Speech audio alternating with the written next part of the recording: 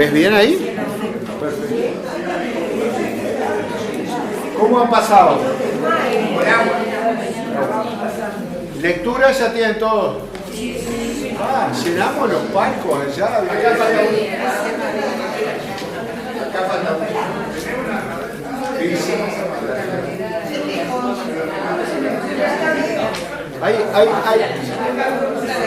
Hay ubicaciones con visión restringida, como en el teatro, como en el gallinero.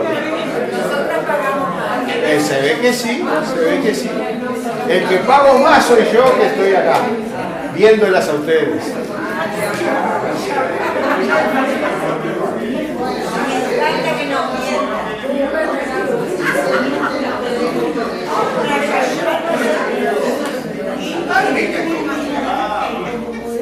Hay gente que habla en la sombra.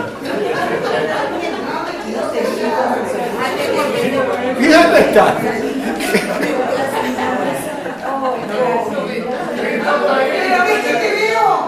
Y sí, creo que venía hasta acá. Ah, ves la pantalla. Pero te va a matar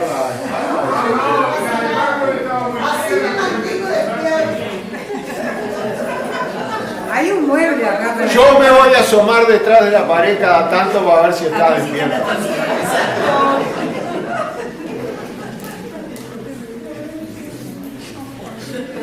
Es un cuento de salón, es un cuento de salón de una época, así como hablando a través de una mampara, ¿no? Es un cuento de salón de una época heroica que la vivimos todos, ¿no? Es decir, un ómnibus interdepartamental que se rompe, entonces baja el pasaje porque y el chofer le dice, mire, esto no se va a arreglar hasta mañana, así que busquen dónde alojarse. Y caen en el hotel del pueblo, en el único hotel del pueblo que había, y consiguen habitación, entonces, hasta que llegan dos, uno que era un viajante de muestras que llevaba de pueblo en pueblo, y una maestrita que iba a un su padre. ¡Ah! Ya le gustó. Pero captaron esto, ¿no? Entonces dice, mire, lo único que tengo es una habitación. Dice, sí, pero nosotros no nos conocemos, no somos pareja, ni mucho. Dice, lo más que puedo hacer es ponerle un biombo entre las dos camas. Dice, uno va a quedar del lado del baño y otro va a quedar sobre el lado de la puerta. Y entonces dice, ¿qué le parece? Dice, la vida tiene todas estas vueltas, sí, vamos a tomar. Entonces toman la habitación. Toman la habitación, salen a cenar el joven y la maestra y conversan sobre todas las cosas de la vida. Y bueno, llega el momento de se van a acostar. Dice, mire, vamos a hacer las cosas lo más práctico, le dice el viajante, el masculino, el sujeto masculino. Le dice, yo paso al baño y después me vengo para este lado de la mampara, del biombo, me acuesto y usted ya queda dueña del resto de la habitación.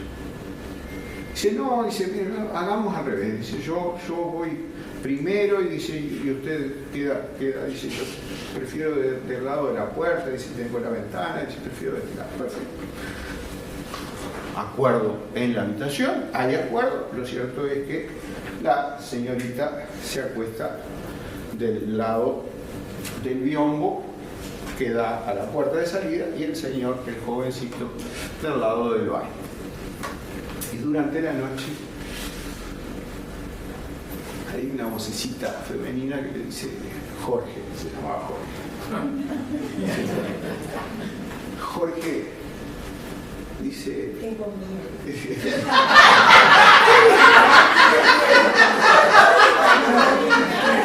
Una de las armas que usó Cristina fue esa, tengo miedo.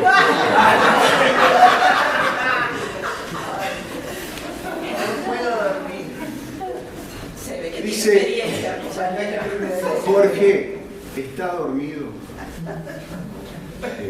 No.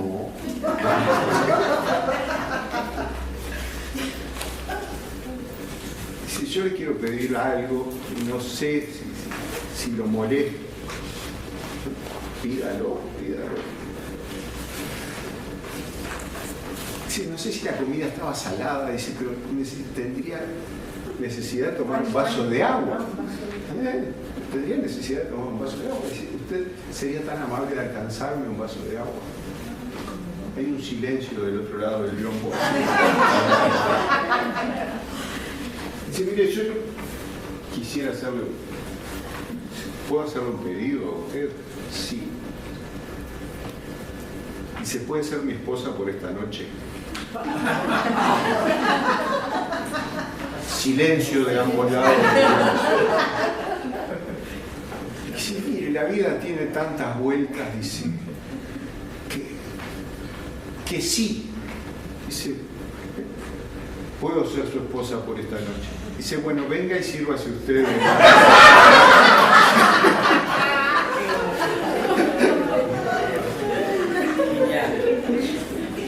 Las cabezas de ustedes eran las que estaban. Desde que dije maestrita, todas empezaron a pensar. Salió humo. En una situación. Salió humo. Ya escabrosa, ¿verdad? Y sin embargo, lo que hubo nada más fue un sinceramiento que dan los años de matrimonio. Vení, serviste vos. ¿Está? Disculpen esto, pero me hizo acordar este biombo y una presencia femenina del otro lado. Golpea que te van a abrir.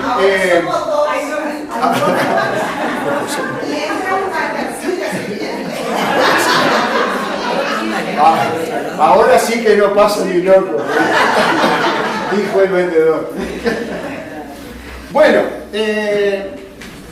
arrancamos la sesión pasada con un relato de Saccheri, este autor que dice que no hace de la incomprensión un culto,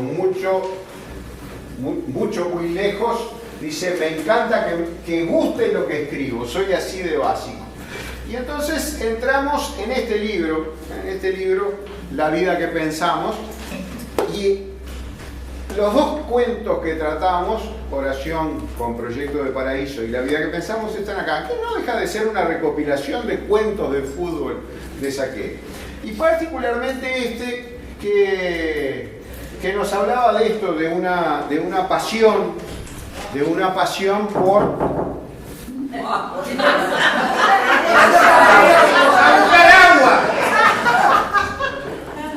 Sí. Leonardo, soy yo, me llamo el perdón.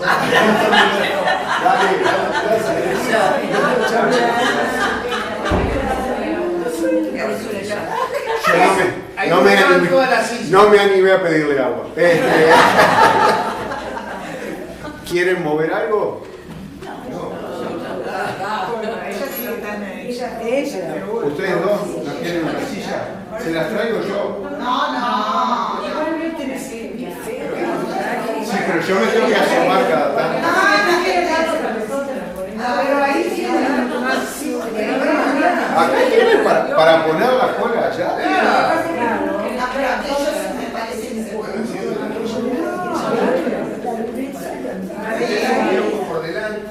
Me encanta el video de esta sesión. Va a ser. Ahí no se hunde eso. El otro día no me dejaron parar. No, pero yo me da miedo. Ese Mateo me Él dejó no lo resiste. No pasa nada. Estoy sentado en él. En la mesa.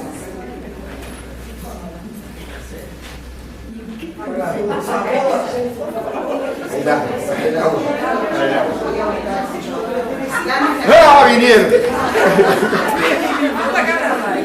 ¿Qué quieren?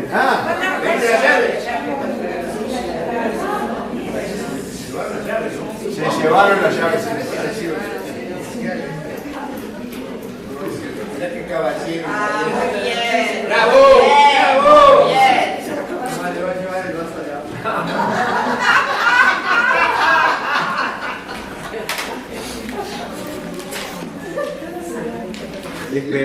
esperaban una chanchada de mis labios.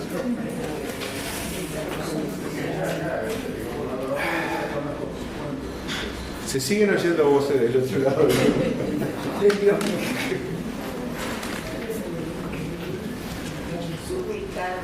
¿Qué te pasa, Belero? No. Ah, sí, Dios lo que Winston tiene voz propia, la demuestra durante la semana en el foro. Exactamente, pero no se me muy sano y le digo, mira que señora peleador porque se siente acá tu voz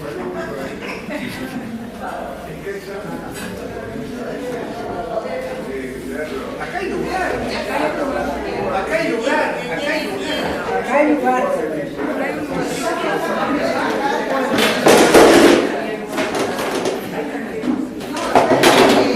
Dejen hablar al compañero que tiene un cuento. hay una escena en el capital de la película francesa, riquísima. Fuerte. Habla un poquito más. En los siete. El episodio de la gula, eso vale la pena que lo vean, porque me fue Perfecto. El episodio de la gula en los 7 pecados capitales en una película francesa de hace tiempo. Hasta ahora van bárbaras la conclusión. Que le hizo acordar el cuento que hicimos recién. O sea que es un final incierto. Final abierto. Ahí está, para todas las interpretaciones. Final abierto. Muchas gracias por el amor. Final abierto. ¿Ya estamos todos?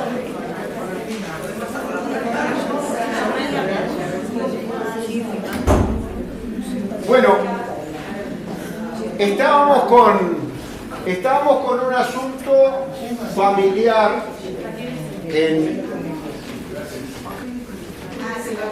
Estamos con un asunto familiar vamos a tener que editar el principio del video. En la lectura del cuento habíamos llegado a un punto en el que teníamos claras determinadas cosas. Cómo estaba compuesta esa familia, que estaba compuesta por 2 hermanos mellizos, una chica que es la que recibe el llamado, una madre, un padre ausente, el de León nos había anticipado, un abuelo y una abuela. Un abuelo y una abuela del lado materno. Aficionados toda la familia a gimnasia y esgrima, al Lobo de La Plata. Habíamos introducido a este dibujante, Trouet, que en la década del 60 había creado ese logo para acompañar una campaña de gimnasia y esgrima en La Plata. Habíamos analizado también otras formas de llamar a gimnasia y esgrima, que se lo llamaba el tripero, porque por el abasto, por el trabajo en el abasto y demás. Y hasta allí habíamos llegado, es decir, una primera entrada en campo en el que la llamada del abuelo Agustina había provocado una gran sorpresa, ¿no? Es decir, en primer lugar, lo que había provocado esa llamada era una sorpresa.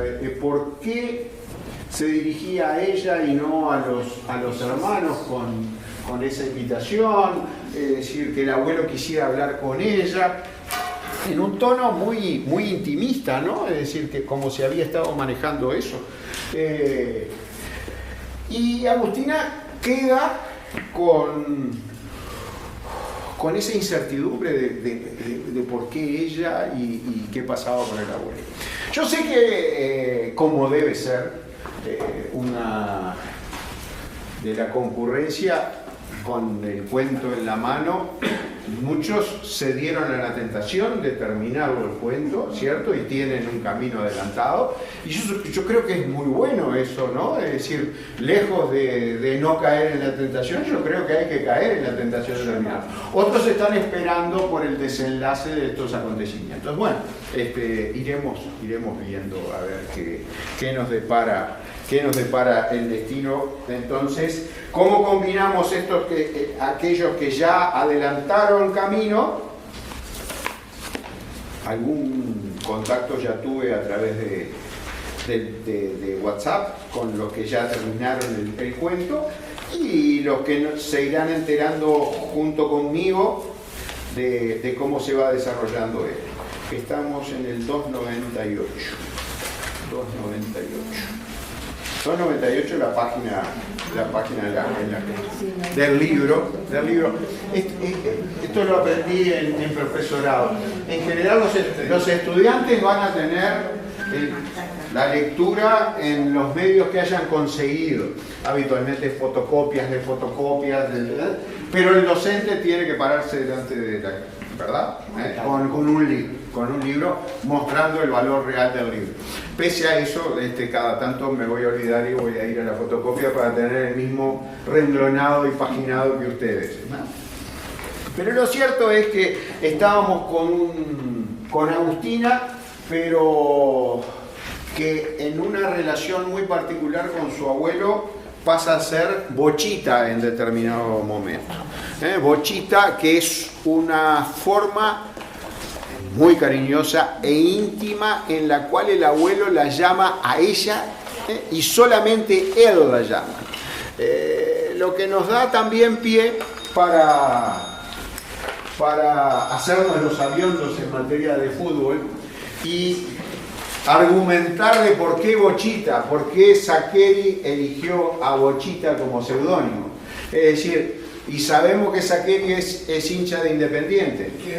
Y quién, el ídolo máximo de Independiente en la década del 70 y parte del 80 era el Bocha Bocchini, ¿cierto? El Bocha Bocchini. Es más, creo que la calle de acceso se llama, el pasaje se llama Bocchini, Ricardo Bocchini. Entonces el Bochita, en un alarde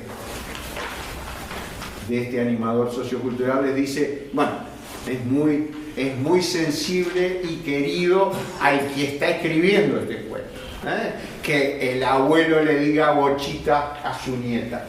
A pesar de que están trasladados, y esto es interesantísimo en Saccheri, cuando dijimos que una de las potestades que tiene el escritor es crear esa figura del narrador que es la que va a contar el cuento. Y acá está contando el cuento a través de una voz femenina, ¿cierto? Que es Agustina, y lo está trasladando toda su sapiencia del mundo, de la familia, a una ciudad distante, a La Plata, a un equipo propio de La Plata, con su rival muy directo, que lo va a aparecer ahora dentro de un rato, que se llama Estudiantes. Es decir, extrapola todo lo que sabe y conoce ese autor a una realidad, a una creación, donde pone sus personajes con sus voces y en un entorno distinto del que él maneja. Es decir, a veces caemos en el error de pensar, como acabo de decir en ese alarde tonto, de que todas las cuestiones que salen del autor son autobiográficas. Muy lejos de eso. Acá estamos con una Agustina que es mujer. Entonces, incluso una de las cuestiones interesantes puede ser la visión femenina, es decir, de las lectoras femeninas, de decir si se ven representadas por esa Agustina o si se vieron representadas en esas dudas, en esa sorpresa o en lo que ven. Porque para un autor masculino, escribir como una mujer debe ser más difícil. Tú misma me diste una pauta hoy, es decir, me dijiste cuando se sintieron las voces, la voz femenina dijo, y tú me dijiste, tengo miedo. Imagínate la voz masculina diciéndole, tengo miedo, te plantea un escenario completamente distinto. Es decir, a veces nos acercamos en la oscuridad de la noche y en esa intimidad diciéndole, mira, tengo miedo de tal cosa, pero no le va a plantear una escena así en una habitación de hotel. Pero pensar. Nunca pero te hubieras desenvuelto con tus armas, es decir, te tengo miedo. Estaba dentro de los casilleros posibles a los que podías apelar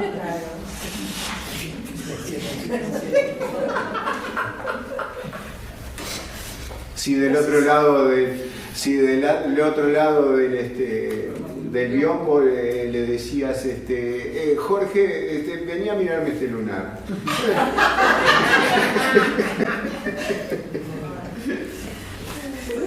Por lo menos por curiosidad, Jorge, capaz que salía de... Jorge, ay, Jorge. En general los Jorge van. Los Jorge son de ir.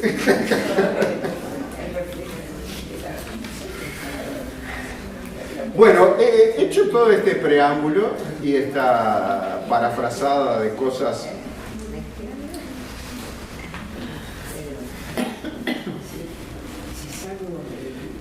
voy a retomar un poquito. Calma, Agustina, calma, retomemos el hilo. Cuando el abuelo me dijo bochita fue como si todo lo demás desapareciera, todo. Hasta los idiotas de mis hermanos que se peleaban a los gritos por el control remoto. No queda nadie acá de este lado. Bien. Volví a chistarlos y me llevé el teléfono lo más lejos posible. Un compañero me hacía notar que la reacción anterior que había tenido y que nos habíamos dado cuenta de que era un teléfono fijo, era que había tomado el tubo y le había tapado el micrófono. Yo dije, probablemente haya dicho que le había tapado el auricular, pero le tapó el micrófono para que su pedido de silencio a sus hermanos no se metiera en la línea y le llegara al abuelo. ¿Tá? Ahora se lleva el cable, el teléfono con el cable, se lo lleva lo más lejos posible. Me llevé el teléfono lo más lejos que pude. El largo del cable me dio hasta la puerta del pasillo, de manera que me refugié al otro lado. En mi casa no hay teléfono inalámbrico, eso ya lo habíamos comentado. A mí se me da por los anacronismos verbales y mi madre es afecta a las reliquias tecnológicas. En fin, regresemos. Parapetada detrás de la puerta del pasillo pude hablar un poco más tranquila. Entonces le dije que no, que sí, que era una buena idea, solo que me había sorprendido su invitación. Lo primero que aparece en Agustina es sorpresa. Lo primero que aparece en Agustina es sorpresa.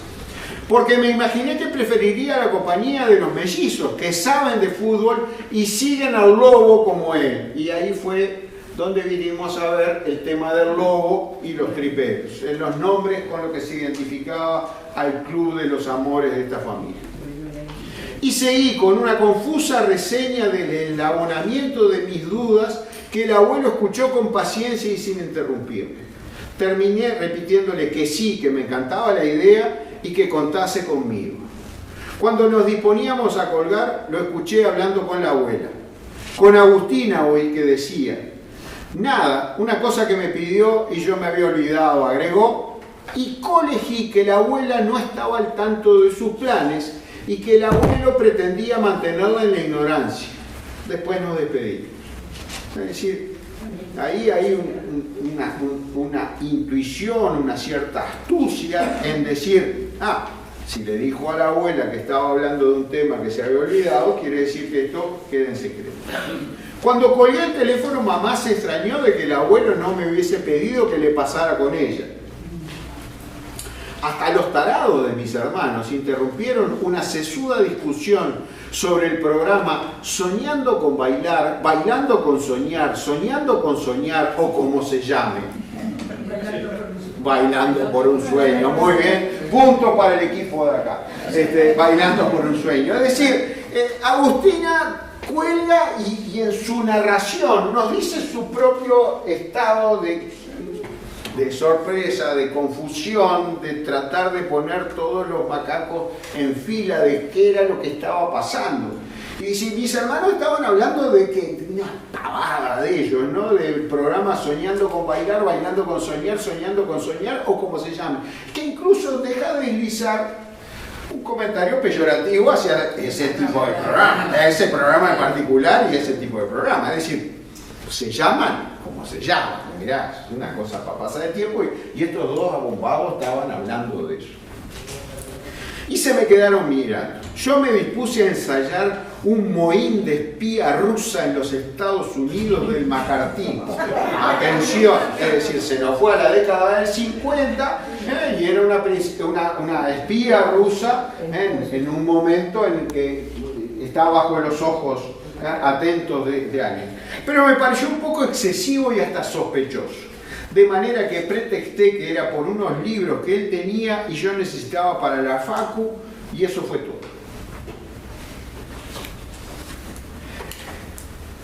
Y acá, es decir, ese párrafo es nuevo respecto de la semana pasada.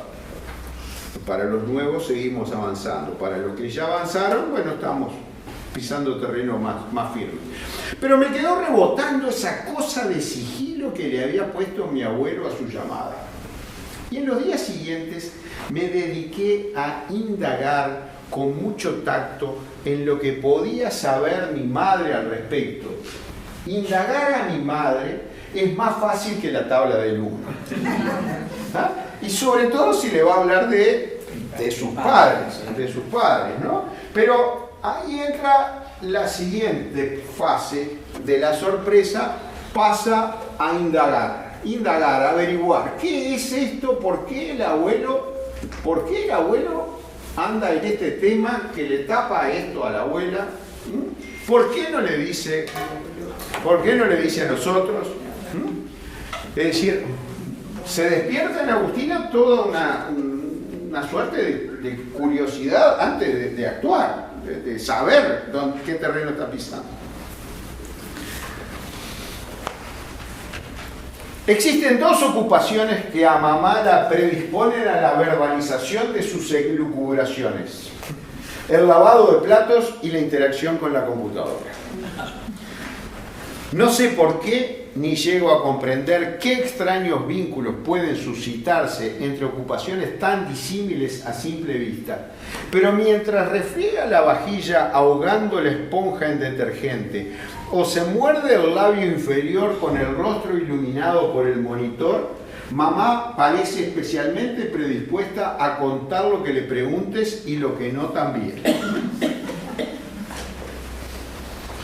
Fue en una de esas sesiones de, comillas, no sé dónde se hace clic para responder. Computadora. Comillas, no sé dónde se hace clic para responder. Cuando esta historia abandonó la esbelta senda de la comedia para convertirse en otra cosa.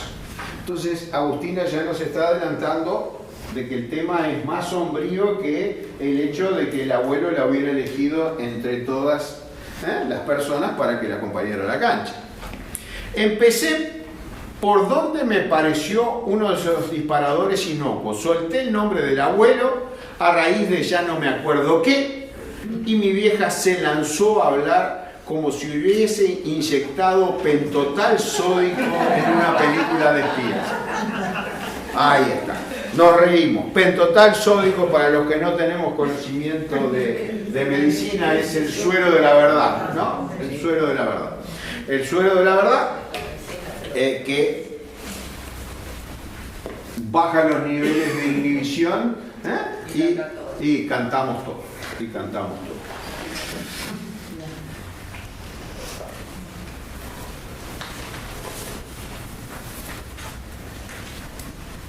Mamá fue por el lado de la salud. Inyectado pentotal sódico en una película de espías, un clásico, es decir, tienen al muchacho bueno que lo capturaron los malos, ¿sí?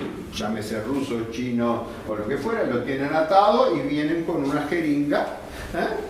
Yo no voy a decir nada, aunque me torturen, no sé qué, y vienen con una jeringa y dispuestos a hacerle eso. Y uno se queda si el tipo canta porque tenía ganas de cantar o por el efecto del pentotal sódico. No, gracias. Muchas gracias. Yo también pude agachar. Tú siempre hagas el alarde. Yo dejé de hacer muchos alardes.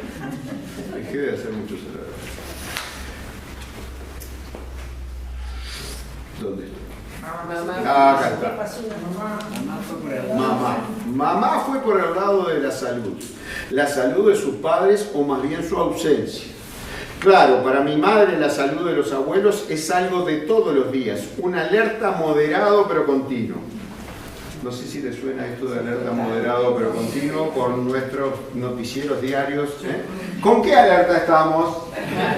Estamos con la amarilla, con la verde, con la... Bueno, alerta verde no hay, pero amarilla, naranja o roja, y todavía confundimos dos códigos. Sí, claro. Sí, porque está la alerta roja climática, donde los gurises no van a la escuela, y el alerta roja por frío para los que están en situación de calle y usan el mismo código para transmitir las dos cosas. No sé si quieren volver al esquema de la comunicación y van a encontrar de que el emisor es el mismo, es decir, una entidad estatal, el receptor es el mismo, usted y yo, el código es el mismo, pero el mensaje que se intenta pasar es distinto, en lo cual trae una confusión enorme.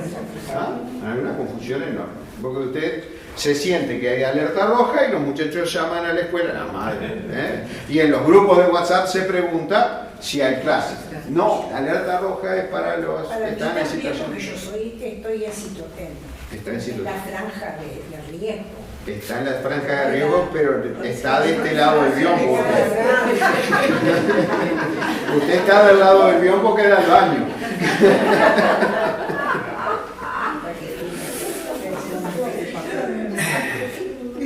No sé si lo habían llegado a pensar eso de la alerta roja, ¿no? De calor también no se puede. También hay alertas de calor, ¿cómo no? Cristina, tú estás... En todo. Sí, yo estoy... Tú estás para el golpe, o para el lado del frío o para el lado del calor. Te tienes que cuidar de todos, y me parece bien que lo hagas. Y ya no sé dónde estoy. La cadera no solo Mamá fue por el lado de la salud de sus padres, más bien su ausencia. Claro, para mi madre la salud de los abuelos es algo de todos los días, una alerta moderado pero continua. Se sienten en el contexto en el que vivimos, es decir, tienen el alerta, es decir, lo vivimos todos. No es algo que comparta con nosotros como suele hacer con sus urgencias. La cadera de mi abuela o sus olvidos recurrentes entran en la categoría de cosas de las que se ocupa ella y no nosotros tres. Y lo mismo con la arritmia de mi abuelo, sus problemas de presión alta, el colesterol por las nubes, el reto del cardiólogo, el pronóstico alarmante. A mí siempre me maravilla, por ejemplo, leer a García Márquez. García Márquez, cuando le leía con 20 años, había ciertas claves que no llegaba, o con menos de 20 años, había ciertas claves que no llegaba a entender. En la medida que te van pasando los años, a ti y a tu entorno, vas entendiendo muchas otras cosas. García Márquez es alguien que a la vejez la trata con una naturalidad y una cercanía en sus novelas, que indudablemente sus personajes, ¿no? Es decir, sus personajes están mostrando que ese autor tiene muy claro, El coronel no tiene quien le escriba. Úrsula, Úrsula de 100 años. Úrsula 100 años con el brazo cruzado delante de la cara para no llevarse cosas por delante cuando caminaba porque no veía. El olor a alcohol alcanforado del abuelo que se frotaba en las noches antes de acostarse. Cada vez que me pongo el líquido ese rosado que se compra en el Chuy, la crema mágica, alivio mágico. ¿Todos la conocen? No. Bueno. Yo la he comprado hasta en Bolivia en un ómnibus en frasquito fraccionado. Es fantástica, pero no es mágica, no te saca la cosa. Te las deja, pero con un olor alcanforado. Entonces, uno mira esa etiqueta y no, siempre voy al alcohol alcanforado del abuelo, que jamás pensé que me lo iba a estar poniendo yo en algún momento. Entonces dice, bueno, Oye, Así lo vi. García Márquez es un autor que me habla naturalmente, pero cuando tenía 20, cuando tenía 30 años, me estaba hablando naturalmente de los achaques de la vejez. Acá podría estar diciendo lo mismo, es decir, ¿son lugares comunes? Sí, son lugares comunes. La cadera, el colesterol, ¿está? Pero estamos en la Unitres, ¿verdad? No hay nadie extra edad que no tenga que revisarse algo de esto habitualmente. Fantástico. Entonces, son cuestiones que ya las tenemos perfectamente asumidas como receptores y con los códigos nos llegan perfectamente, no aclaramos. Eventualmente, y las profesoras aquí presentes se lo podrían decir, si estuvieran en un grupo de liceo tendrían que explicar determinadas cosas que no están dentro del radar de los adolescentes que tienen ahí adelante. Pero en nuestro caso pasamos olímpicamente. Y pasamos olímpicamente también por el alerta continuo con el que vive esa madre, porque lo hemos vivido. Lo vivimos. Se lo vimos. ¿Ah? generalmente hay un abuelo en la familia. Y ahí vas aprendiendo. Mamá se detuvo mucho más en esta descripción, como si las nanas de la abuela fueran más rutinarias, menos urgentes o más antiguas, y por lo tanto no requiriesen tanto relato. En cambio, cuando habló del abuelo, sin darse cuenta dejó el mouse, alejó la silla, apoyó el codo sobre el escritorio y clavó los ojos en el suelo. Esas cosas mamá las hace cuando hay algo con lo que no puede. Y la expresión corporal, la gestualidad, está retratada perfectamente. Es decir, dejar lo que estoy haciendo, echar el cuerpo hacia atrás y mirar. ¿Por qué? Porque la cabeza se me invadió de todas esas imágenes con las que le estuve contando. ¿Cierto? Bien. Aclarado el punto, somos todos hasta el momento lectores ideales. Estamos entendiendo claramente qué es lo que está pasando por la cabeza de esa mamá. Y que Agustinita, Bochita, se está enterando en este momento. ¿Está? Entonces, esa indagación está dando resultados. Todavía va a ir más adelante. Yo no sé si la de la culpa es una glándula que las mujeres tenemos en algún sitio ilocalizable, que se activa al menor estímulo directo o indirecto. O algunas mujeres tienen esa glándula y otras no. Pero yo tengo el dudoso privilegio de contarme entre las que sí. Porque esa conversación, además de preocuparme, además de deprimirme, me llenó de culpa. ¿Dónde había estado metida yo en los últimos meses? Es decir, ¿cómo yo, integrante de este núcleo familiar, al lado de esta señora, no me había enterado de esta situación? Recordé, tarde, pero recordé, al divino botón, pero recordé esas largas conversaciones de mi madre, que mi madre había mantenido desde meses atrás con la abuela, agazapada también detrás de la puerta del pasillo, con la base del teléfono en la mano y el cordón tirante. Es decir, la madre protegía a sus hijos de saber esas novedades inquietantes. Lo hemos hecho todos, ¿no? Bien, seguimos. Ilusa de mí. Había pensado en indagar a mi madre y después lucirme delante de mis hermanos con una frase. ¿Me salté? Sí.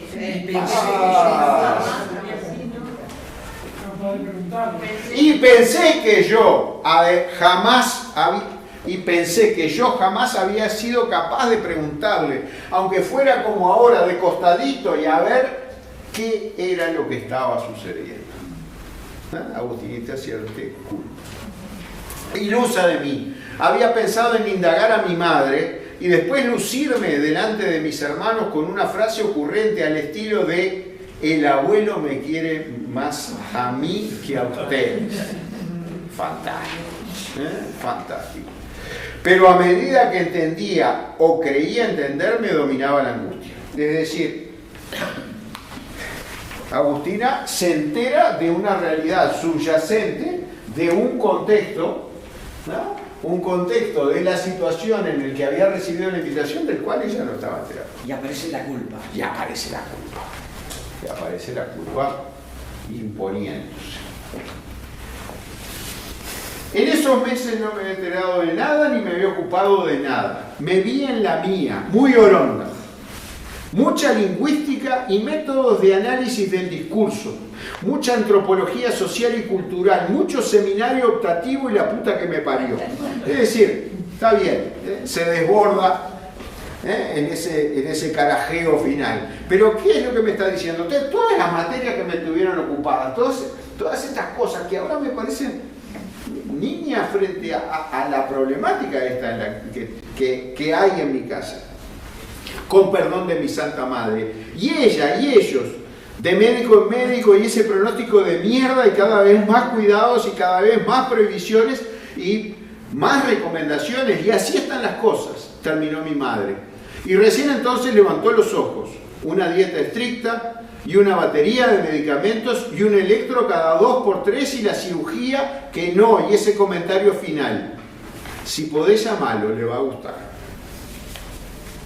Me fui a mi pieza con la sensación de que era una idiota incapaz de ver nada. Intuición femenina cualquiera, cero. Nada, un horror, me quiero morir. Es decir, hay un desborde emocional hacia adentro, ¿no? Es decir, como este texto que estamos leyendo, este texto novelado, este relato, esta narración, actúa como un diario íntimo donde Agustina dice: me acabo de enterar de esto. Me acabo de enterar de esto. Y yo que quería ir a decirle a mis hermanos, el abuelo me prefiere a mí para ir a la cancha. Beledo? Y resulta que no era una cuestión así. Es decir, todavía le falta saber por qué la elige a ella. Leandro, me llama la atención allí el juego de los tiempos verbales. Me fui, el pasado, y me quiero morir siempre presente. Me fui, me quise morir y me quiero seguir muriendo de ser tan idiota. Es decir, me quiero morir es una anotación en un diario para esa noche de lo que estoy sintiendo. El me fui significa, recuerden, un cuento es un objeto lingüísticamente cerrado. Ningún idiota tiene que venir a explicármelo, está ahí todo lo que está. Es un objeto lingüísticamente cerrado que se refiere al pasado. Es decir, no se puede contar el futuro. Agustina me está contando algo del pasado. Entonces, como dice acá la compañera, dice: me fui de qué, de esa conversación, y estoy escribiendo esto donde me quiero morir. Hay una... Del pasado al presente hay una traspolación de... Necesita la llave el Leonardo.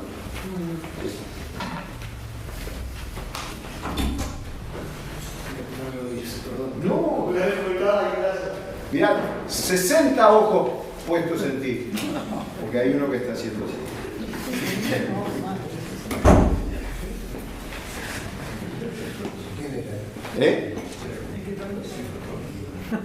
Chuma, ¿qué te importa? ¿Cómo decir al viajando? El señor es el que puso el biombo. Excelente. En 2 palabras. Hay que llegar temprano. Bueno. Eso fue un martes. Eso fue un martes. Vuelve al raconto de cosas del pasado. El martes. El miércoles cenamos los 4 en casa y evité cualquier comentario. Los 4. ¿Qué 4? La madre, ella y los 2 hermanos. No. El papá de León me lo mandó con Florencia. Me lo mandó lejos, Miedo a que se me notara que ocultaba un secreto. No dice nada. Es decir, viene toda una etapa en la que está todavía indagando y todavía en ascuas con respecto a muchas cosas. No por los gliptodontes de los mellizos, que no tienen ni idea de dónde están parados en la vida ni con qué objeto. Pero mi vieja sí, y no quería faltar a mi promesa de mantener el silencio más absoluto. La referencia a sus hermanos como gliptodontes, que no tienen el menor sentido de por qué están en esta vida, de qué objetivo tienen, es decir, los ve como entes vacíos totalmente. Y esto le va a dar un cascarazo en los próximos párrafos todavía. Los que ya cayeron en la tentación se ríen porque saben lo que va a pasar. El jueves, como mamá salió a comer con sus amigas, supuse que contaba con el escenario propicio. Contraviniendo a mi costumbre y mis principios, en lugar de pelearme con los mellizos sobre quién cocinaba, quién ponía la mesa y quién lavaba los platos, me comporté como una chica muy de su casa. Horneé unas milanesas y las acompañé con puré instantáneo y lo llamé cuando tuve todo listo y la mesa puesta. Es decir, aquel autor, aquel hombre escritor, me crea un narrador ficticio que se comporta y me lo va a decir a continuación, es decir, anteponiendo lo que era la lógica de su comportamiento, de enfrentar a sus hermanos y decir, ocupate de algo, con lo que me va a decir ahora.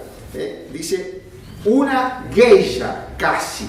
Es decir, la geisha, la mujer japonesa servicial y callada, sumisa y atenta a lo que hiciera el varón de la casa. Y en ese caso, ella antepone esa acción de lo que hubiera sido lo correcto, de pelearse con sus hermanos y decir, bueno, hoy te toca a vos hacer esto, yo hago esto otro. Hice todo.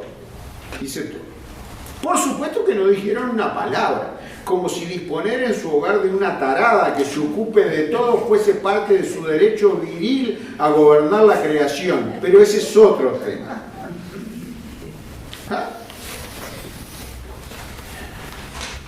Los convence el narrador ficticio, veinteañero probablemente, muchacha. Es otro tema, pero algo tiene que ver, la verdad, porque yo me senté en un estado casi de enojo preventivo, dispuesta a clavarles una mirada furibunda, ya que no el cuchillo, esas cosas en casa no se estiran, a la primera de cambio. Le saqué el tema del fútbol, de con quién jugaba Gimnasia. Esa parte de mi plan funcionó sobre rieles, como dos rutinarios percherones. Es decir, la imagen del percherón, del caballo de pata gruesa, ¿cierto? Que tira del carro probablemente, y que lo que hace es tac, tac, y el percherón sale a cumplir su tarea. Y entonces Agustinita, que los maneja, que maneja la psiquis de sus dos gliptodontes hermanos varones, les tira, entre la milanesa y el puré instantáneo, les tira el tema de Gimnasia. ¿Contra quién juega Gimnasia?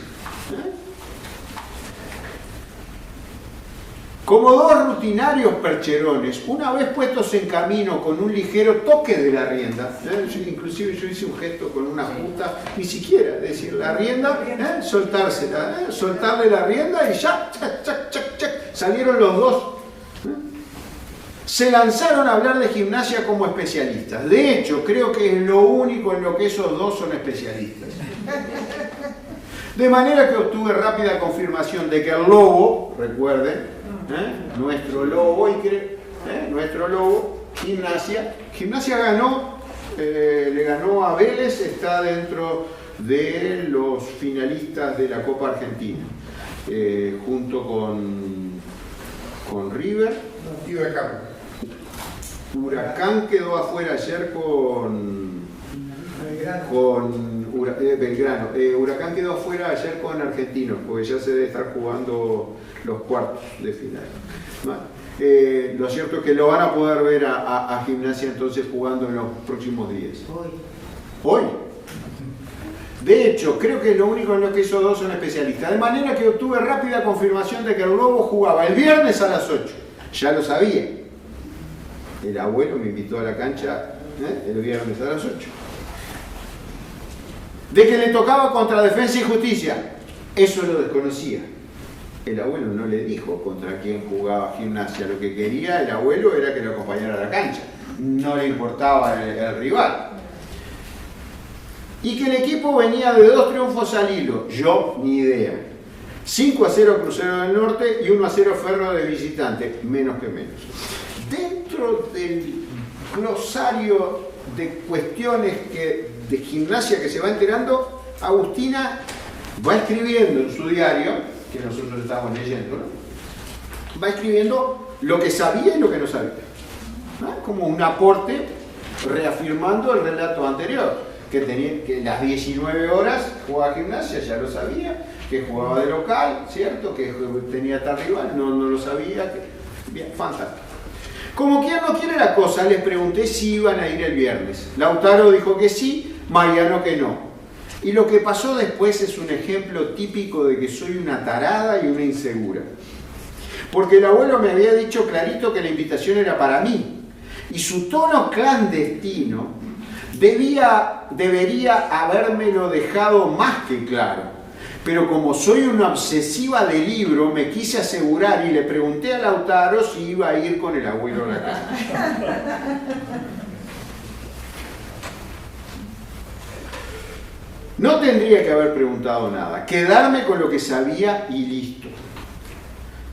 Yo les pregunto a las damas aquí presentes, a las señoras aquí presentes, ¿no se sacan siempre las dudas ustedes? ¿No preguntan y repreguntan? Porque a veces, y los masculinos aquí presentes muy probablemente se estén diciendo, sí, así pasa siempre, como esperando que uno se contradiga en su segunda respuesta respecto de la anterior. ¿Qué puede pasar? ¿Sí? Pero eso es una apreciación varonil. Sin duda. Porque el abuelo me había dicho clarito que la invitación era para mí y su tono clandestino debería habérmelo dejado más que claro. Pero como soy una obsesiva de libro, me quise asegurar y le pregunté a Lautaro si iba a ir con el abuelo a la cancha. No tendría que haber preguntado nada, quedarme con lo que sabía y listo, pero no.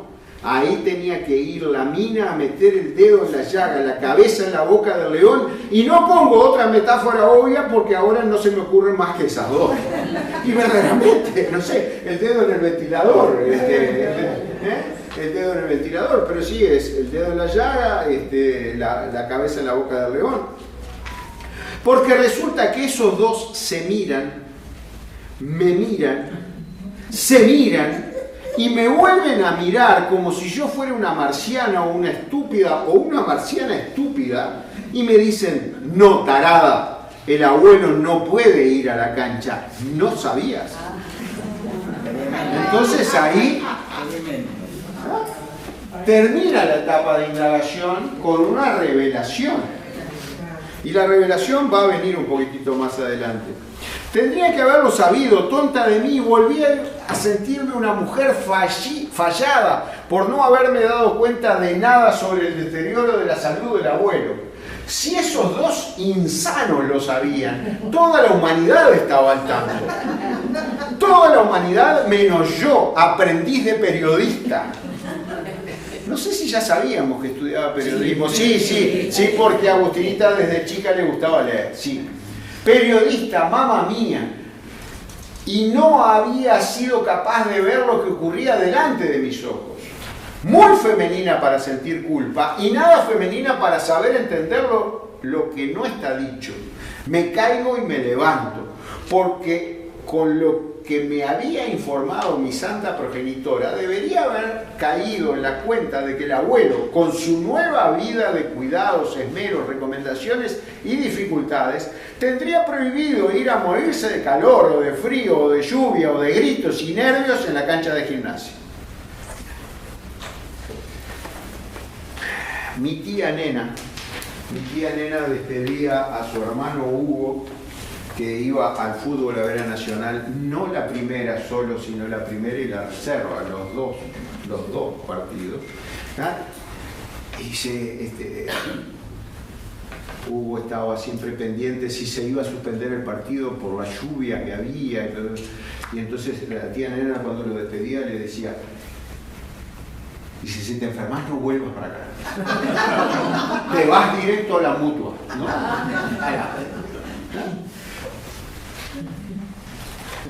Entonces, esas cosas me vienen cuando leo esto, ¿no? Es decir, ¿qué es lo que tiene la cancha? La cancha tiene todos estos elementos, todos los que acaba de nombrarme, ¿no? Morirse de calor, o de frío, o de lluvia, o de gritos y nervios en la cancha de gimnasia. Es decir, la cancha es insustituible, ¿no? Tengámoslo por claro y seguro y puesto acá arriba, es insustituible. Pero tiene todas las incomodidades climáticas, de pasar nervios. Ahora, los que elegimos esto, y ahí está el abuelo y está Agustina introduciéndose en ese mundo y demás, bueno, probablemente seríamos gente que la pasaría mucho mejor sin todas estas comodidades. Pero sería otra vida, ¿no? Sería otra vida. Pero que estos dos aparrastrosos, estos dos analfabetos morales, analfabeto moral, gracias, me mirasen con cara de doctos, con expresión de que obvio, ¿no se enojan cuando les dicen obvio? Obvio, ¿sí? Y que les salga y que haya un título de doctorado atrás, así como esto que me está diciendo acá. Obvio que el abuelo no puede ir a la cancha, me hizo sentir como una piltrafa. Entonces llegamos, la etapa de indagación de Agustina termina con Agustina hecha polvo. Estuvo fuera de su casa durante meses, viviendo dentro de su casa, no se enteró de nada. Y una llamada es la que la metió en este mundo. Con una locuacidad poco habitual en ellos, tuvieron a bien informarme que la última presencia del abuelo en el estadio había sido un partido importantísimo por la promoción. Esto es muy argentino, en vez de decir promoción acá diríamos por el ascenso, ¿cierto? En el que Gimnasia había metido 2 goles en los últimos minutos, en los últimos 5 minutos, y se había salvado del descenso.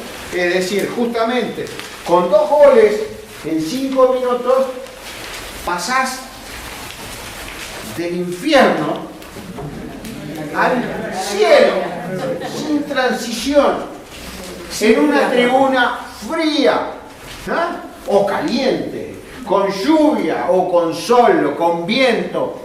Entonces sumen todo eso en un cóctel y resulta lo que pasó. Es decir, Gimnasia había metido 2 goles en los últimos 5 minutos y se había salvado del descenso. De esos que uno dice, comillas, un partido para el infarto, bueno, parece que el abuelo se lo tomó muy en serio porque quedó ahí tirado en la platea y no se murió de casualidad.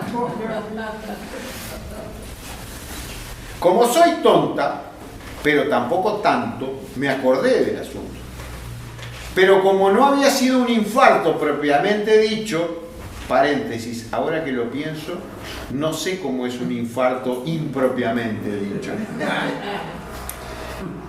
Y desde entonces habían transcurrido como 2 años o más, yo no le había dado mayor importancia. Como el viejo Casale, dijeron, y yo no entendí a qué se referían. Y eso es posible que en este taller no... Esto es el viejo Casale, es decir, esto es una apropiación indebida del viejo Casale. Es un cuento, le podemos explicar los talleristas antiguos. Hay un cuento de Roberto Fontana Rosa caracterizado por esta imagen de un hincha de Rosario Central con su gorra que dice "Soy canalla", escribió un cuento que se llama 19 de diciembre de 1971, según muchos entendidos, de los mejores cuentos de fútbol que hay, donde narra la historia de un viejo, el viejo Casale, y repito, esto es una apropiación indebida que encontré en internet. Apropiación indebida porque la imagen del viejo Casale es la imagen que usted quiere hacer sobre ese hincha que tenía una virtud que lo hacía un elegido. Jamás, estando él en la cancha, Rosario Central había perdido contra su archirrival Newell's Old Boys. Jamás los canallas habían perdido contra los leprosos, estando el viejo Casale. Pero el viejo Casale se había retirado de las canchas. No iba más. Es más, los días que Rosario Central, es una creación mitológica de Roberto Fontana Rosa, que toma un hecho real. Un 19 de diciembre de 1971 se juega una semifinal por el campeonato argentino entre Rosario Central y Newell's Old Boys.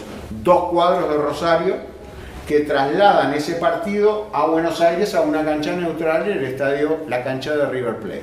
Se juega el 19 de diciembre de 1971 y lo va a ganar Rosario Central con un gol de Poi, este jugador que aparece ahí de cabeza. Que todos los 19 de diciembre, hay una barra de Rosario Central que viajan por el mundo, van a Cuba, van a cualquier balneario, se reúnen e invitan a ese jugador. Fíjense que esto pasó en el 71. Invitan a este jugador a que repita la palomita y va, el jugador va, come un asado y repite la palomita, la filman y la suben a las redes sociales. ¿Por qué? Porque eso significó que Rosario Central le ganara a su archirrival, lo eliminara, pasara a la final y ganara el campeonato. Lo cierto es que en la creación de Roberto Fontana Rosa, para que se produjera ese acontecimiento de que Rosario le ganara a la lepra, le ganara a los Newell's Old Boys, un grupo de muchachos de una barra dicen: el que tiene que ir es el viejo Casale. Pero el viejo Casale no quería saber de nada. Es más, los días de partido se tomaba un ómnibus y se iba a una chacra con su hermano y no escuchaba el partido de fútbol. Y el cuento arranca diciendo: sí, ya sé que van a decir que fuimos unos hijos de puta con lo que hicimos con el viejo Casale. Y uno dice, primera versión, ¿no? Y uno dice, ¿qué hicieron con el viejo Casale? Lo raptan al viejo Casale y lo llevan a la cancha. Lo llevan a la cancha. Y el tipo se muere, pero se muere con una felicidad. La compensación que tienen los raptores es que murió feliz. Divino. Y los párrafos finales son hacia eso. Dice, sí, ahora nos dicen de todo. Dice, pero yo lo vi morirse ese viejo, lo feliz que estaba. Y por eso aparece acá, es decir, en algo que se llama intertextualidad, es decir, a la gente, intertextualidad. Encontrar en un texto literario algo que me lleva a otro texto literario. Entonces, si usted no maneja esos códigos, si usted no manejó esa lectura, dice, ¿quién el viejo Casale? ¿De quién era? ¿Ah? Los talleristas son gente tiene un conocimiento del asfalto más que un taxista acá, no tiene problema ninguno, se conocen hasta los pozos y demás. Entonces, cuando los hermanos le dicen el viejo Casale, y yo no tenía ni idea, dice Agustina, es decir, ¿a qué nos lleva? A un cuento de Fontana Rosa que se llama 19 de diciembre de 1971, donde un viejo es raptado para actuar como talismán de un grupo, de una barra futbolera. Lo leímos. Lo leímos. A ver, es decir, para entrar en Fontana Rosa, a los nuevos, es decir, para entrar en Fontana Rosa va a tener un cúmulo de palabras incómodas de leerse, ¿no? Y de situaciones incómodas. Es decir, Fontana Rosa no va a decir les ganamos, sino que va a decir que le rompimos una parte de la anatomía. Claro, va a ser directo. Entonces, para preparar todo ese camino, fuimos a capítulos bíblicos, de forma de que se viera de que romper esa parte de la anatomía ya venía desde muy antiguo,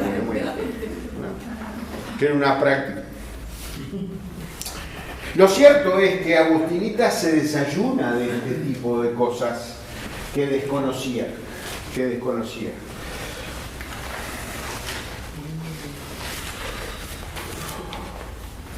Como el viejo Casale, dijeron, y yo no entendía a qué se refería. El cuento de Fontana Rosa intentaron aclarar, pero me quedé tan en ascuas como antes. Cartón lleno. Lo único que estos tipos habían leído era el manual de la PlayStation y me podían dar lecciones de literatura. Evidentemente no los conocía bien a sus hermanos. Lo subestimaba. A veces, y es bueno tener espejos vivos a nuestro alrededor, a veces nos creemos que desbordamos en muchas cuestiones, en encantos, en sabiduría y demás. Y cuando nos dicen, cuando el espejo nos devuelve determinadas cosas, esos espejos vivos que tenemos alrededor, decimos, mirá, no era tan así la cuestión, Y Agustina se acaba de desayunar, palabra preciosa, se rompe el ayuno, es decir, estaba en ascuas, es decir, estaba sin alimentos, sin conocimiento, y se acaba de desayunar de un montón de cosas. Lo cierto es que la invitación todavía está pendiente. Entonces, ¿qué hacemos después de culminada esta indagación con este elemento literario que me acaban de agregar los dos hermanos del viejo Casale, que se muere en la cancha? Es decir, yo les anticipé el final. Ojo, la narración de 19 del cuento dice, sí, ya sé que ahora dicen que somos unos hijos de puta por lo que le hicimos al viejo Casale. Conclusión, desde el primer párrafo uno ya sabe que algo muy malo le pasó al viejo Casale.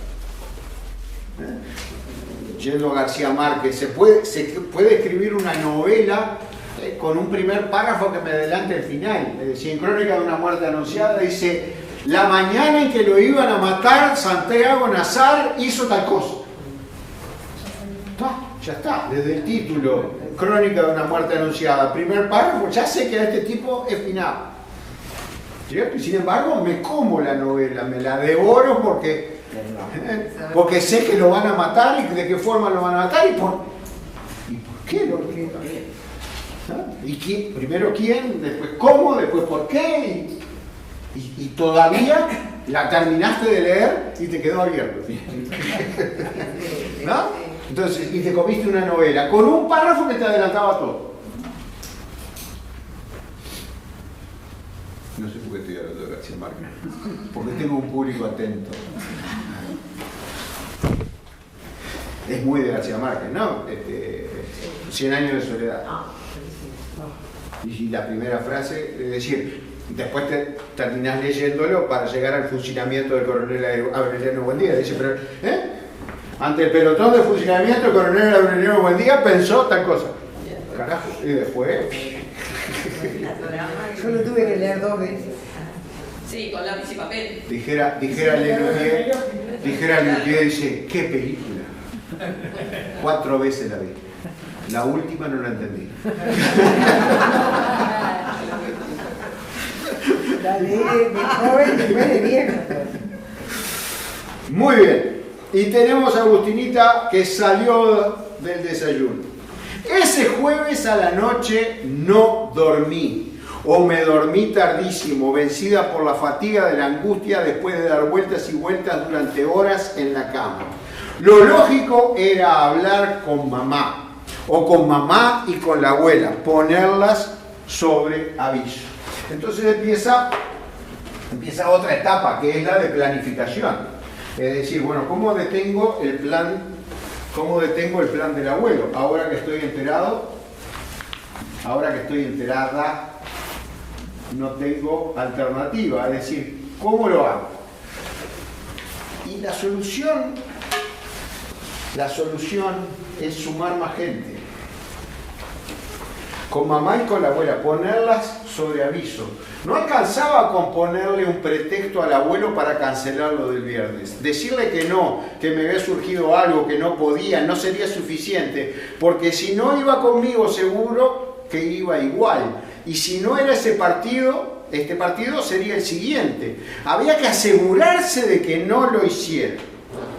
Controlarlo, seguirlo, no sé, algo.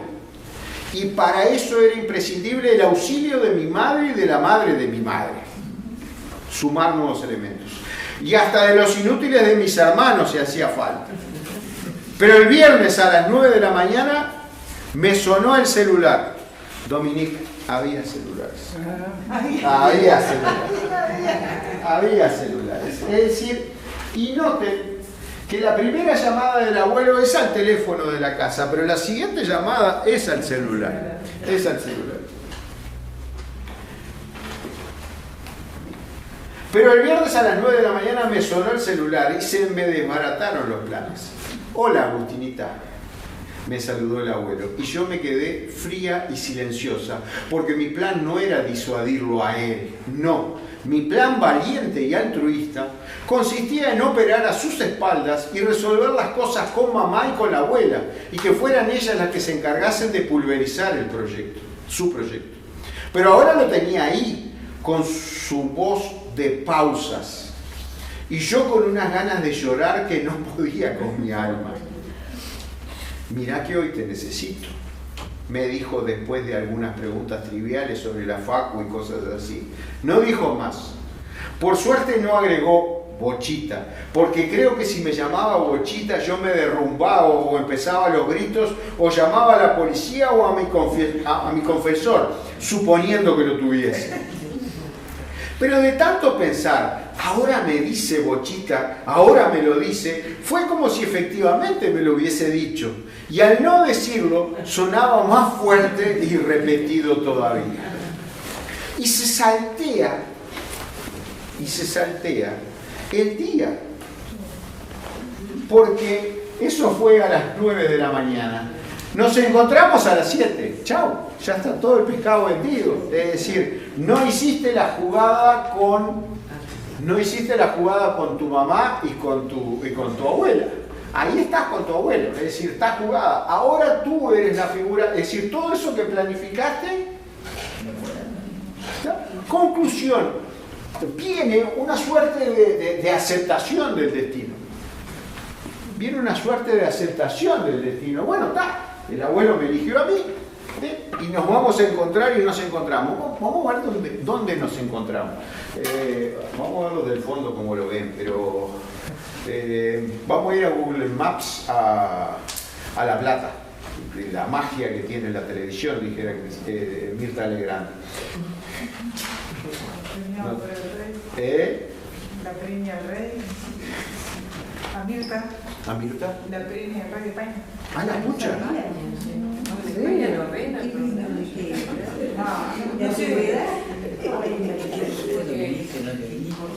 Sí, lo necesita a Mirta y el rey de España. Y a nuestro, a Notoruso, el emperador. Sí, el japonés. Ah, mirá. Ah, sí, eso de la categoría conocí. Pero ambienta. Sí, conocí sí por ello. La debe ser, no, sí, que la aprendió el resto. La trayectoria periodista más larga. Eso puede ser. La trayectoria periodista más larga. Sí, pero no sé bien si somos.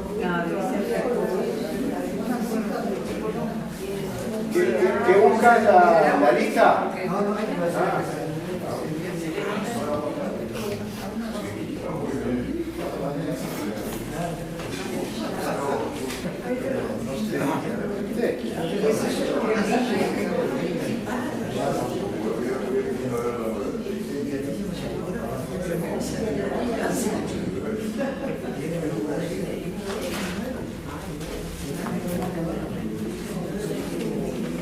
Google Maps La Plata, Argentina.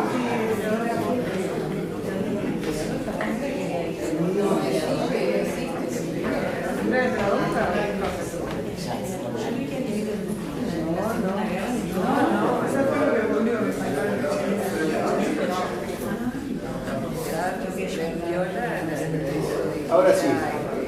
Ahora sí. No, eso es.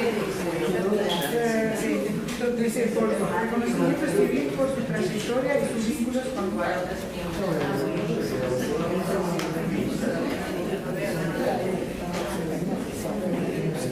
Se reconoce su trayectoria en el... Este es el estadio, esto es La Plata, fácilmente reconocible por su diseño cuadriculado perfecto, con las diagonales y demás. Y en el bosque, fíjense, este espacio verde que es el bosque, el estadio de Gimnasia y Esgrima de La Plata. ¿Ah? Este es el estadio de Gimnasia y Esgrima de La Plata y este es el estadio de Estudiantes. Es como si estuvieran en la cancha de Nacional y la de Peñarol a nada de distancia, es decir, para beneplácito de los vecinos, ¿no?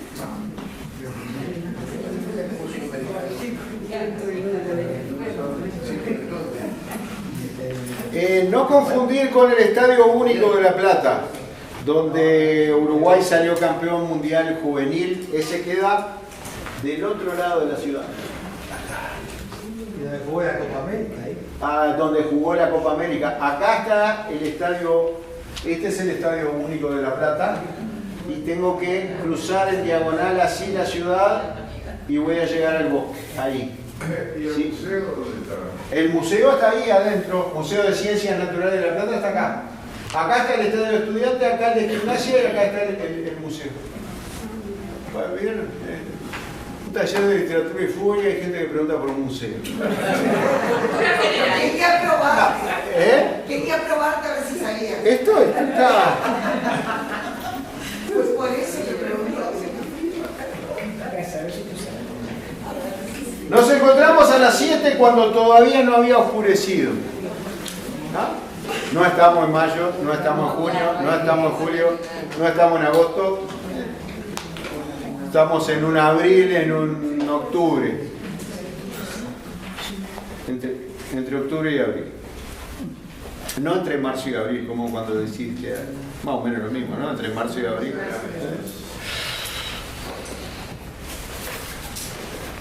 Y fuimos caminando sin apuro por 117. Las calles de La Plata tienen números, no tienen, algunas tienen un nombre, ¿no? Pero 117 es esta.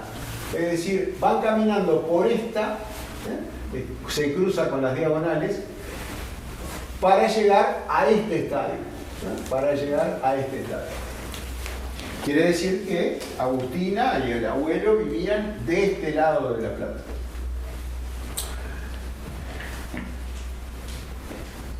Y en el trayecto hablamos de todo un poco, de la facu, de mamá, de los mellizos, de mis próximas vacaciones, de por qué había cortado con Lucas. Del abuelo hablamos poco porque se cuidó de absorber el impacto de mis preguntas y derivarlas hacia zonas inocuas en las que sí se explayó con elegancia. Momento. No soy justo. Hablamos sobre todo de mí, porque el abuelo tenía todas las coordenadas como para preguntarme, y yo casi ninguna. Él sabía de cada cosa que compone mi mundo, y no por el solo hecho de haberle preguntado a la abuela como quien hace los deberes, no, eso se nota. Cuando alguien nos pregunta tipo reportaje superficial, todos esos lugares comunes a lo que los adultos se sienten obligados. En cambio, el abuelo preguntaba de un modo más profundo, natural. No con la intimidad de una amiga, claro, pero sí con la confianza y la claridad de quien nos conoce las mañas. Al principio yo intenté que la cosa fuera simétrica, cambiar pregunta por pregunta. Pero como yo no me atrevía a preguntar por su salud, y porque no había sobre qué otra cosa preguntarle, en eso ser joven es un problema, terminamos hablando de mí. Momento, otra vez, soy injusta. No solo terminamos hablando de mí por mi incapacidad de preguntar lo correcto, lo hicimos porque empecé a disfrutarlo. Ese viejo panzón y peticito me escuchaba con una atención y me preguntaba con una perspicacia y me dejaba hablar con una libertad y me interrumpía con una exactitud cuando me iba de tema que hizo que hablar fuera profundo. No sé cómo decirlo mejor. Esa gente que cuando le hablas te hace que hables con vos misma. Lo releo y suena estúpido. Nuevamente, volvemos al diario, al diario en el que está escribiendo esas cosas. Lo releo y suena estúpido. Pero cuando corrija este texto voy a tener que cambiar todo este párrafo. Me parece algo muy... Estar jugueteando con un texto que usted está leyendo porque ya está impreso, pero que el narrador diga... Esto lo tengo que cambiar, pero ya nos dijo la clave que nos quería decir, que con el abuelo llegaba a una intimidad en el diálogo, que solamente con una amiga, es decir, y con una profundidad con la que trataba los temas, y los temas de ella, porque el otro estaba totalmente dispuesto a lo que ella hablaba. Cuando corrija este texto voy a tener que cambiar todo este párrafo porque suena obvio y encima no se entiende. Pero así me sentí a lo largo de todas esas cuadras, por 117 hasta cruzar la avenida 60. Y la avenida 60 es esta. Es decir, viene por la 117, que la perdí ya, acá, y van a cruzar la 60, que es esta avenida, para ir a esta cancha. Esta es la 60. Recuerden que en una de las pintadas que vimos por ahí,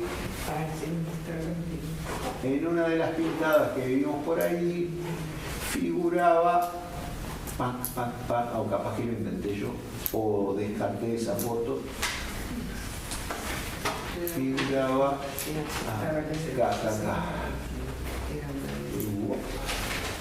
Capaz que lo inventé yo. No, tenía un número, hay uno que tenía el número. Hay uno que tenía el 22. Sí. Sí, pero 22... Ahí está, hacía lo de Sí, pero no es la 60, porque hay una bandera de la hinchada de Gimnasia que va a hablar de la 60, pero la 22, ¿por qué es? La 22 no me acuerdo por qué es. Bueno, se lo debo. Pero el otro día lo tenía clarísimo.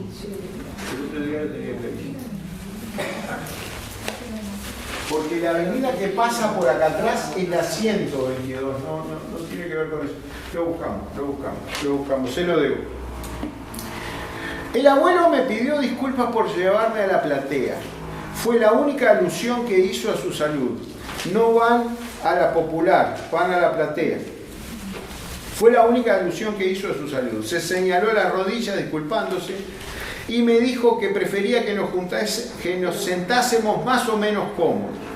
Me alegró su decisión. Por una parte siempre me dan un poco de miedo los amontonamientos y por otro nos poníamos a salvo de encontrarnos con Lautaro en la popular. El hermano le había dicho que iba.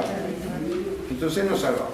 Subimos y nos ubicamos. El abuelo saludó con un gesto a un par de viejos sentados un poco más allá. Comentamos la mucha gente que había, el azul y blanco por todos lados, los gritos, los bombos. Yo me esforzaba por no quedar como un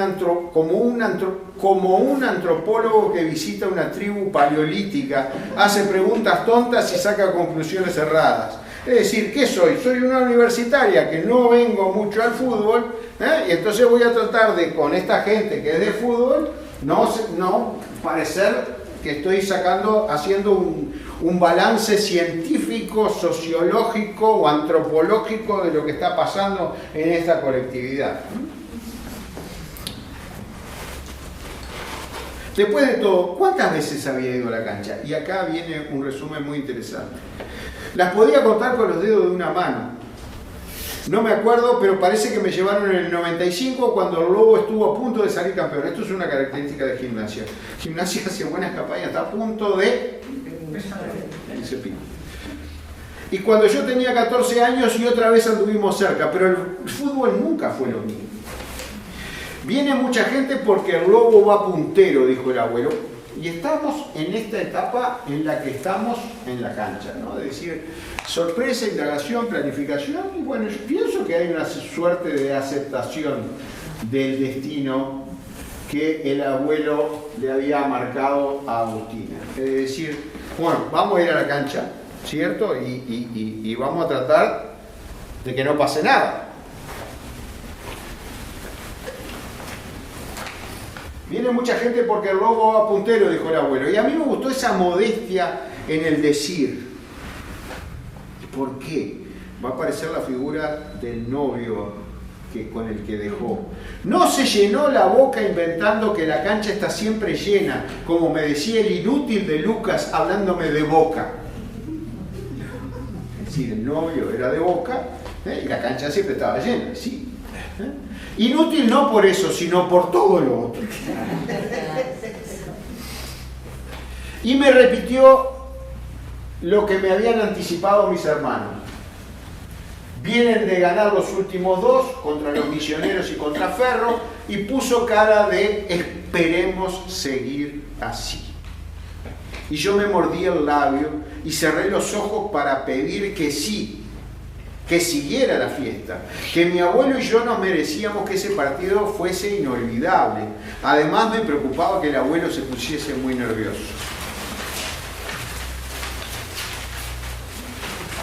Acá tenemos dos opciones, ¿ah? Es decir, un final feliz, Gimnasia se manda un partidazo, final neutro, empatan, un desastre total, pierden. Que son las posibilidades que existen cuando vamos a la cancha. ¿Está? ¿Eh? Si ganan, el abuelo. Sí. Ahí está. Eso diría un futbolero. Bueno, ¿y qué sacrificás? ¿Y qué sacrificás para que el cuadro gane? Para que esto sea una noche inolvidable. ¿Y qué sacrificás? El abuelo se tiene que ir, bueno. Es buena esa, es buena, es buena. A lo Casale. Se vaya a lo Casale. Que se vaya a lo Casale, nos dice el compañero allá con una voz cascada de ser vicecampeón en el último campeonato que acaba de jugarse. Mientras mi cuadro tiene que ir a jugar a Melo para conseguir un partido ganado después de 8 partidos sin ganar. Y todavía... Y no revisen y no revisen de dónde hizo la chilena el 9 de Peñarol. Son códigos. Si lo estoy transmitiendo y no quiero tirar demasiadas cartas para los que no son de Peñarol, como para que digan ganamos, y aparte lo ganamos con un gol en posición adelantada, ¿ah? En los últimos minutos, que de tan vistoso que fue tapó todo el resto. Es decir, un moreno de 1,85 m haciendo una chilena, es decir, tirando. Esas son cosas que no me vas a ver hacer. Es decir, tirando su cuerpo hacia atrás, un pie hacia arriba y pegándole a la pelota para meterla dentro del arco. Entonces poco importó que estuviera 1 metro adelantado, el juez lo compareció. Sí, ponele que fueran 20 centímetros. Siempre decía que ganaban así. Se lo merecen. Es que, claro. Pero ganan porque se lo merecen y porque presionan a los jueces. Eso es. Pero esos son dos cosas antagónicas que conviven. Una es porque se lo merecen y otra porque presionan a los jueces. Son más juntas, pero son antagónicas. Miren qué pasto que les doy a las fieras que no son de Piedad, 8 partidos sin ganar. ¿Saben lo que era sentarse a mirar eso?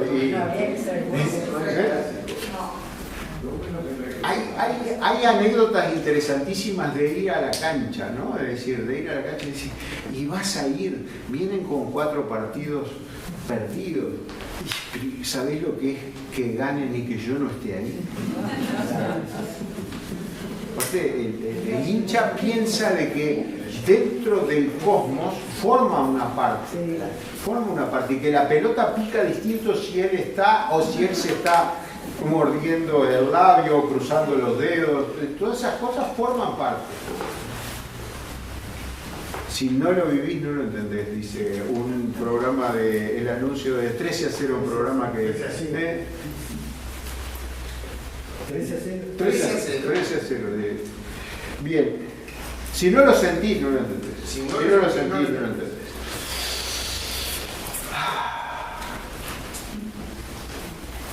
A los 5 minutos, cuando Gimnasia tuvo una situación de gol que terminó mal, lo vi incorporarse y volverse a sentar después de golpearse el muslo. Esto requiere una mímica. Es decir, un plateísta está sentado. Independientemente de que el gol suceda delante tuyo, tú te paras cuando está por ser el gol. Y después de que te paraste, si no es gol,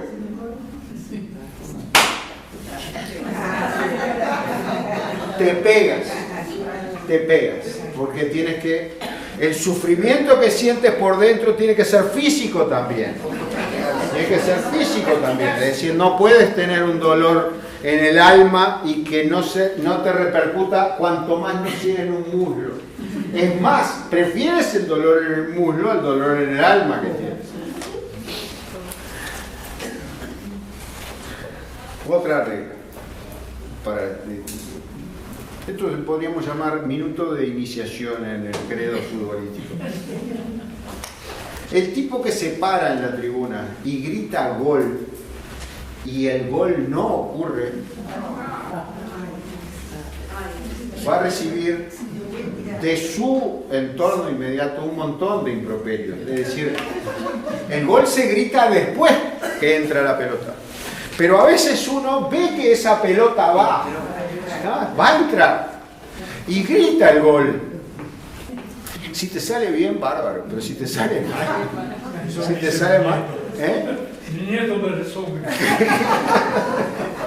sale mal, sos un fulmine. No fue gol por tu culpa. Es decir, ¿de qué manera esa pelota se desvió porque tú gritaste gol? No lo sé, pero ocurrió. Se ríen, sí, pero... Un día va a aparecer una universidad estadounidense detrás de un estudio que va a comprobar que el tipo que grita el gol antes es un fulmine, ¿está? Es un jettatore. ¿Estás bien?, le pregunté. Es decir, tu abuelo se acaba de parar a gritar un gol. No fue gol. Se pegó y se sentó. ¿Qué le pregunta a la nieta? ¿Estás bien?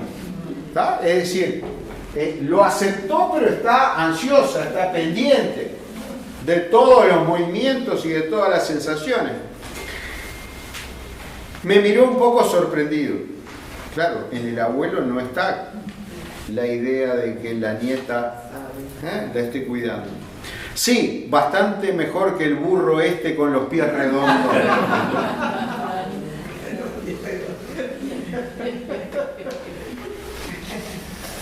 Y esto es muy futbolero también, el párrafo que viene ahora. Yo no soy de ir a la iglesia, pero sí soy de rezar, como algo mío, algo entre Dios y yo, en silencio, sin que mi abuelo lo notara. Empecé a pedirle a Dios que nos regalara una noche inolvidable, un glorioso triunfo tripero, un recuerdo de éxtasis feliz que a mí me durase para siempre y sirviese para mi abuelo como una perla para atesorar. Bueno, pues parece que Dios no estuvo de acuerdo.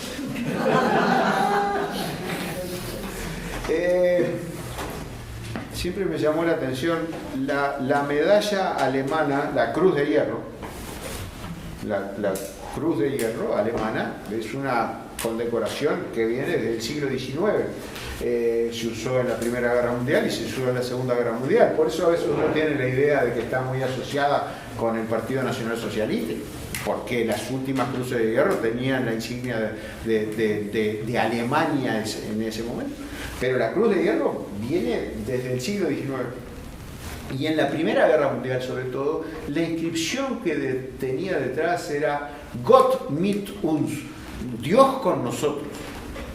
Dios con nosotros, es decir, ¿cuál era la idea? Es decir, el hombre era condecorado, el soldado era condecorado por su valor, pero la medalla decía, Dios está con nosotros. Sí, siempre tuvimos la idea como beligerantes soldados o como futboleros apasionados de que esa entidad superior estaba con nosotros. Los uruguayos nos pasa cuando jugamos contra los brasileños, y los brasileños tienen millones de adoradores, y nosotros tenemos un puñadito, y sin embargo siempre pensamos que Dios está con nosotros. O lo contrario, que también convive, que Dios está contra nosotros y que todo el mundo está contra nosotros también, ¿verdad? Recuerden ese doble pensamiento orwelliano que podemos tener los uruguayos, que somos el pueblo elegido, pero que a su vez todos están contra nosotros. Eso puede convivir dentro de la cabeza de un uruguayo. Pero piensen en eso, en los jugadores que piden antes de patear el penal, o que se persignan antes de entrar a la cancha o después de hacer el gol y demás. Debe ser bravo para Dios. Debe ser bravo para Dios. Sobre todo llenar la boleta de la quiniela. Se persiguen los dos cuadros, digo.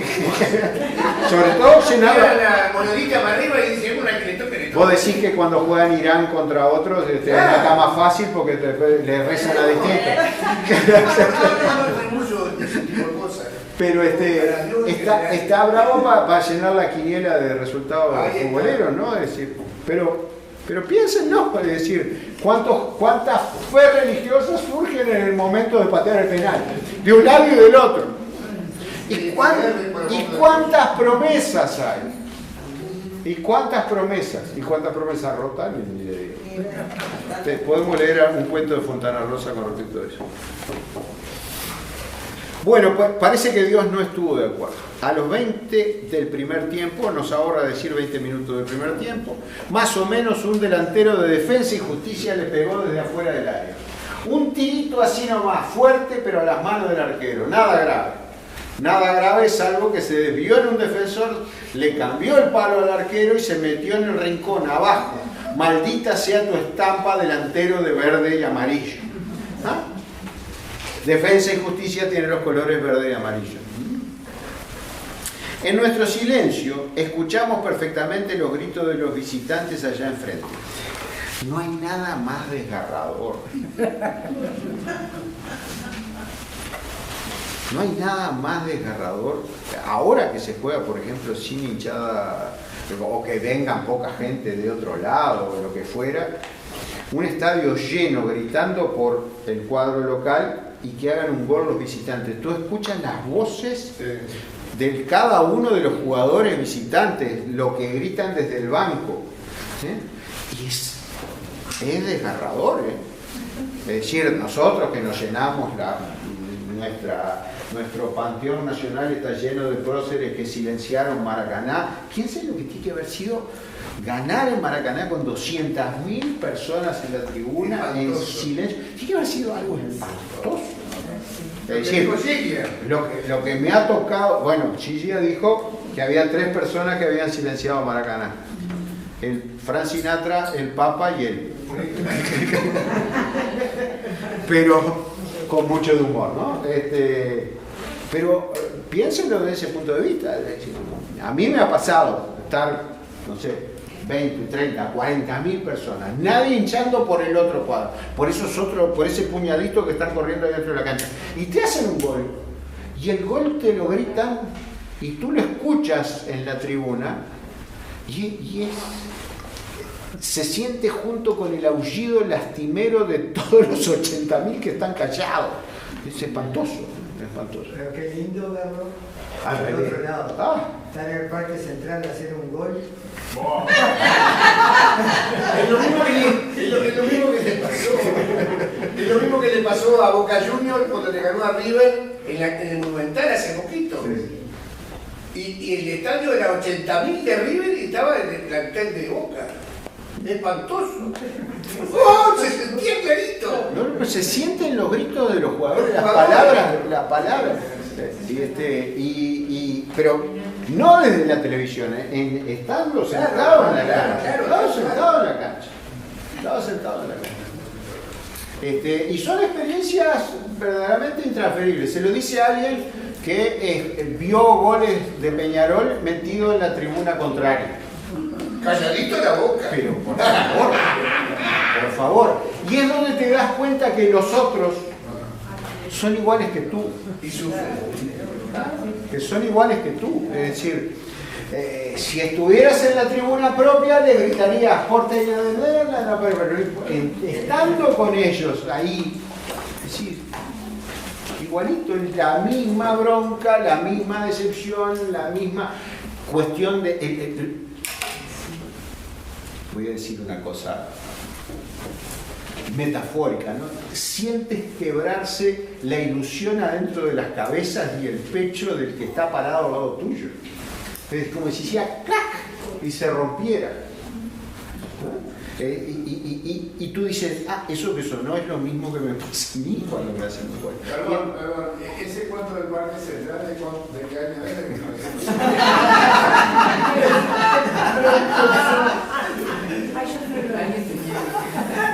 ¿De cuándo es? Contemporáneo. Tú tienes que entender la chicana de boliche. Cuando uno se pone muy poético, le aparece... Esa es la chicana de boliche. No, sentate pelado que viene otro. Y bueno, y vamos dejando por acá. Es decir, ¿qué nos dice Agustina en su diario? Nos dice, la cosa viene jorobada. Venimos 1-0 abajo, el abuelo está jodido. Yo acepté este plan, pero con una cierta resignación, con una cierta resignación a lo que pueda pasar. Me pasé hablando yo, no saben la cantidad de canciones que les había traído. Tenía pensado bailar, cantar. Y quedó. No, está bien, lo dejamos así. Están cerquita, los que quieran caer en tentación lo terminan de leer, pero el miércoles que viene estamos acá para darle terminación a este cuento y probablemente arrancar con otro. Hasta el miércoles. Y bailar. Como Fred Astaire.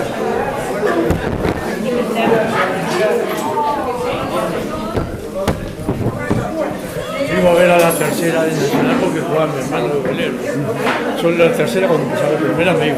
Pero me pasaba eso, todo lo que decían los hinchas de Nacional. ¿Cómo vamos con esto? ¿Cómo vamos con esto? ¿Con esto? Va a pasar para allá, pasa. Pero tenía miedo a tocar el... No, que es...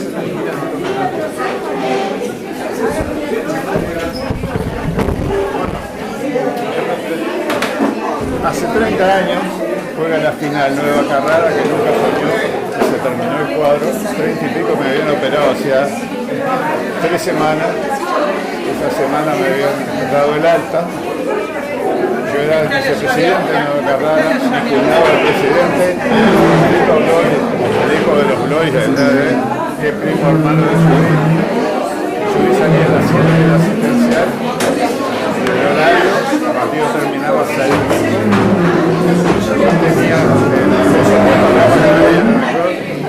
Cae en el Volkswagen de Roberto, cae en el Volkswagen de Roberto, ¿dónde vamos? yo con el sacrificio me vestí. La final me lo va a agarrar. Y después fue la selección era la selección de Guatemala, la primera que salió campeón de la zona oro, seguro. Entonces, jugó el partido. Sí, entonces era los 11 jugadores de Nueva Canadá acá. Y los despidíamos y pum. De repente, el manzana suave, los pretendencia, saca la herramienta y sale corriendo el 9-9, el estaba por ahí adelante, ¡ping! Gol. Te puedes imaginar.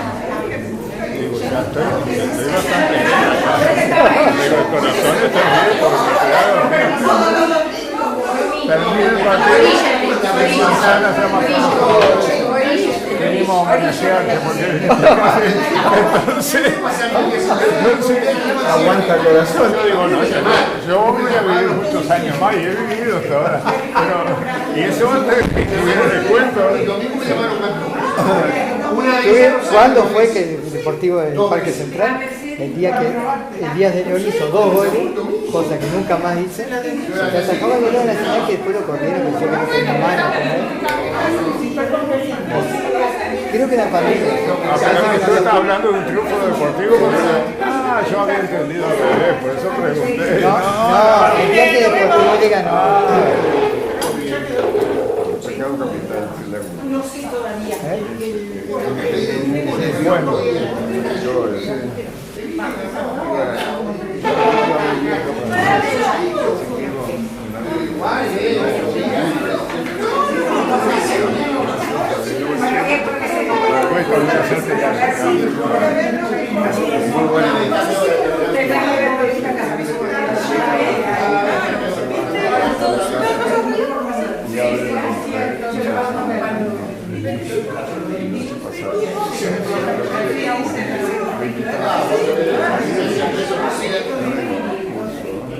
y el loco es de ciudad, bueno, cena, dice,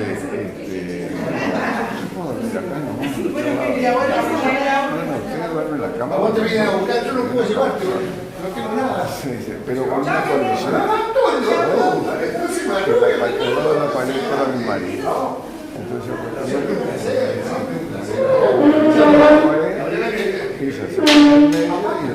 lado. Entonces, ella empieza a ella la mira y le dice, ¿puedo? Le dice ella. Entonces levanta y se va a comer el queso.